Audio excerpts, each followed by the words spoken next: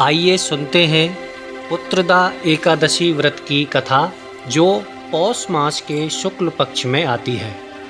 युधिष्ठिर बोले, हे कृष्ण, आपने सुंदर सफला एकादशी का वर्णन किया।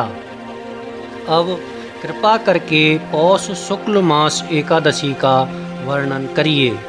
उसका नाम और विधि क्या है? श्री कृष्ण बोले, हे राजन, लोकों के उपकार के लिए पौष शुक्ल एकादशी की विधि मैं कहूँगा। यह सब पापों को दूर करने वाली पुत्रदा एकादशी है। सिद्धि और कामना को पूर्ण करने वाले नारायण इसके देवता हैं। चर अचर तीनों लोकों में इससे श्रेष्ठ और नहीं। पापों को हरने वाली कथा को मैं कहूँगा, तुम सुनो। भद्रावती नाम की पुरी थी। वहाँ सुकेतुमान नाम का राजा था। उसकी सैव्या नाम की प्रसिद्ध रानी थी। वह राजा पुत्रहीन था। बहुत दिनों तक राजा चिंतन में लगा रहा, परंतु पुत्र नहीं हुआ। मैं क्या करूं?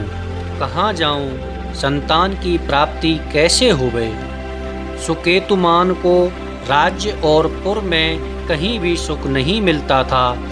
अपनी सैव्या रानी के साथ प्रतिदिन दुखी रहता था। वे दोनों राजा रानी चिंता और शोक में मग्न रहते हैं। वह मन में निराश हो गया। पुत्रहीन मनुष्य के जन्म का फल नहीं है। बिना पुत्र के घर सूना रहता है और सदा हृदय दुखी रहता है। पुत्र के बिना पितृश्वर देवता और मनुष्य के ऋण से नहीं छूटता। इसलिए मनुष्य को प्रयत्न करके पुत्र उत्पन्न करना चाहिए। जिनके घर में पुत्र हैं उनका इस लोक में यश होता है, पर लोक में अधोगति होती है। जिन पुण्यात्माओं को सैकड़ों जन्मों का पुण्य होता है, उनके ही पुत्र और पौत्र होते हैं। पुण्य भगवान की भक्ति के बिना धन और विद्या नहीं मिलती। यह मेरा सिद्धांत है। इस प्रकार राजा दिन रात चिंता में मग्न रहता था।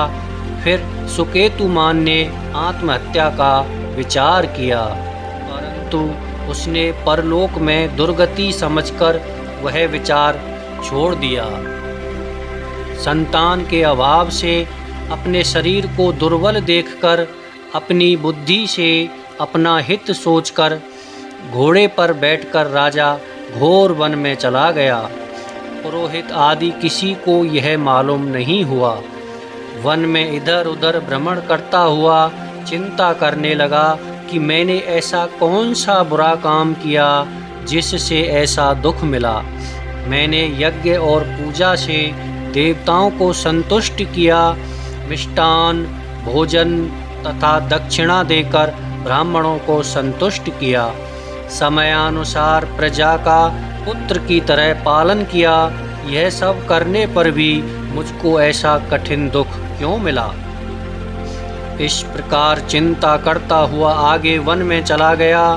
पुण्य के प्रभाव से कुमुदनी से सुशोभित मानसरोवर के समान एक सुंदर सरोवर देखा। ये सरोवर चकोर, चकवा और राजहंसों से शोभायमान था। उसमें मगर, मछलियाँ और जल के जानवर थे। ऐश्वर्यवान राजा ने सरोवर के पास बहुत से मुनियों के आश्रम देखे और अच्छे शकुन होने लगे। राजा का दक्षिण नेत्र और दक्षिण हाथ फड़कने लगा। इन अंगों का फड़कना शुभ प्रतीत हुआ। सरोवर के किनारे मंत्रों का जप करते हुए मुनियों को देखकर घोड़े से उतरकर राजा उनके सामने खड़ा हो गया। व्रत करने वाले मुनियों को अलग अलग प्रणाम किया। हाथ जोड़कर राजा ने सबके लिए दंडवत किया। राजा को बहुत हर्ष हुआ। वे मुनीश्वर भी प्रसन्न होकर बोले कि हे राजन, आपकी क्या इच्छा है सो कहिए। राजा बोले, हे तपस्वियों, आप कौन हैं और आपका क्या नाम है? आप यहाँ किस लिए आए हैं? सो कहिए। मुनि बोले, हम विश्व देवा हैं और स्नान करने के लिए यहाँ आए हैं। माघ का महीना निकट आ रहा है। आज से 5वें दिन माघ लग जाएगा। आज पुत्रदा नाम की एकादशी है। हे राजन, पौष शुक्ल एकादशी पुत्र की इच्छा करने वाले और करने वालों को पुत्र देती है। तब राजा बोला, पुत्र उत्पन्न करने के लिए मैंने भी बड़ा प्रयत्न किया है। यदि आप प्रसन्न हो तो मेरे लिए सुंदर पुत्र दीजिए। तब मुनीश्वर बोले, हे राजन, आज पुत्रदा नाम की प्रसिद्ध एकादशी है। आज ही इस उत्तम व्रत को करिए। हमारे आशीर्वाद से और भगवान की कृपा से आपको अवश्य ही पुत्र प्राप्त होगा। इस प्रकार उनकी आज्ञा से राजा ने पुत्रदा एकादशी का उत्तम व्रत किया। द्वादशी में पारण करके मुनियों को बारंबार प्रणाम करके राजा अपने घर पर आ गया। रानी की गर्भ स्थिति हो गई। व्रत के प्रभाव से समय पर तेजस्वी और पुण्यात्मा पुत्र पैदा हुआ। वह बालक पिता को प्रसन्न रखता था।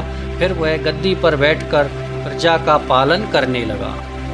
हे राजन, इसलिए पुत्रदा एकादशी का व्रत करना चाहिए। इस पुत्रदा के व्रत को जो मनुष्य करते हैं वे मनुष्य इस लोक में पुत्र को प्राप्त करके मरने पर स्वर्ग को जाते हैं। बोलो श्री हरि विष्णु भगवान की जय। फलाहार, इस दिन नारायण की पूजा की जाती है। इस दिन बछड़े माँ यानी गौ के दूध का सागार लिया जाता है।